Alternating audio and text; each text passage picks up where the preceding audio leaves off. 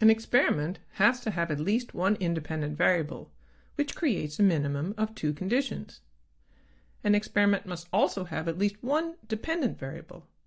But after going through the trouble of designing the study, researchers usually collect data for many dependent variables. In this experiment, researchers tested 3 different claims of performance benefits from the Power Balance bracelets: balance, strength, and flexibility, shown on the left. In order to do this, they used a within-subjects design, with each participant completing tasks for each, and found no effect of the Power Balance bracelet compared to the placebo bracelet or no bracelet. By assessing 3 dependent variables, the researchers were able to test several company claims in one experiment. Sometimes multiple dependent variables are collected in order to double-check that the independent variable had the intended effect. This is common practice in stress experiments. We'll consider an example from my own research. The main purpose of this study was to see if the stress of being hungry and lonely enhances the effects of cocaine. Previous studies had shown stressors like restraint or foot shock enhance the addictive properties of drugs, but these stressors are artificial, since they're not likely to occur in the wild. So we decided to use mild food restriction and social isolation, stressors with better ecological validity. Initially, all rats were pair-housed and had free access to food. Then they were randomly assigned to either the control group that continued on like this, or the stress group, who were singly housed and given access to food only once a day to keep them at 90% of their free-feeding weight. Because this isn't a commonly used laboratory stressor, we wanted to make sure that isolation and mild food restriction did indeed cause stress. In human stress studies, we can use self-reports to measure this, but we can't do this with rats, so we did a manipulation check.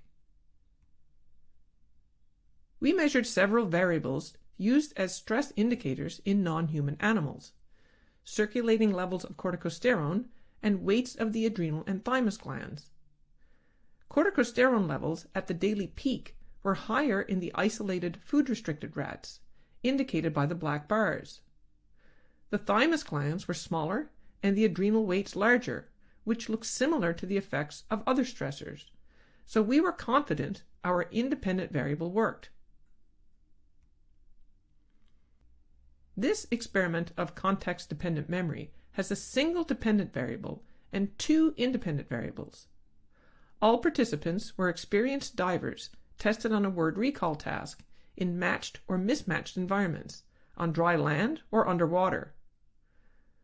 Context-dependent memory predicts that performance is best when the learning and recall environments match. 5 lists of 36 spoken words were recorded and presented to participants during the learning phase using a diver underwater communication apparatus. Participants made their responses on Formica boards, used both on dry land and underwater.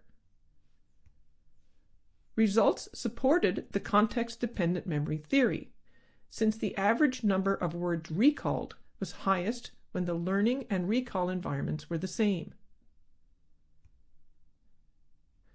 Test yourself.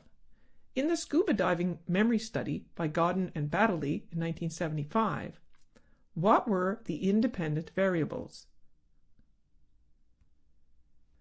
Let's get back to the experiment I did on stress and the effects of cocaine.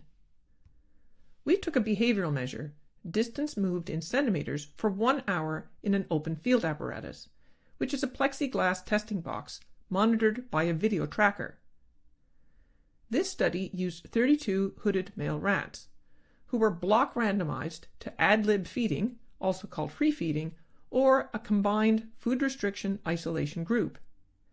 After 3 days to get used to the open field box, they were then block randomly assigned to groups to get injections of saline or 15 milligrams per kilogram of cocaine daily for 5 days, and their activity was measured. In control rats, this dose does not produce an effect until it's been given repeatedly, so we were interested in changes in motor activity over time. This introduced a within subjects variable, day, in addition to the two between subjects variables, stress and cocaine. This shows activity in the 4 groups over days. The ad-lib free feeding groups are shown in white, while the food restriction groups are shown in black. The solid bars represent the saline control groups, while the hatched bars show the cocaine groups. On days 1 and 3, only the stressed rats showed an increase in activity in response to this dose of cocaine. The ad-lib group didn't differ significantly from saline rats. Activity in these rats didn't show a significant increase until day 5. At this point, stressed rats still showed more activity compared to saline controls.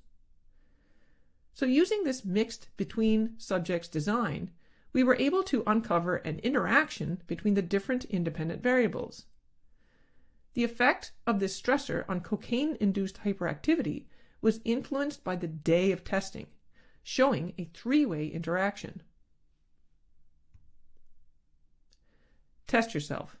In the stress cocaine activity study done by Stamp et al. 2008, what were the independent variables? Test yourself. A between subjects experiment with 3 independent variables has a minimum of how many groups?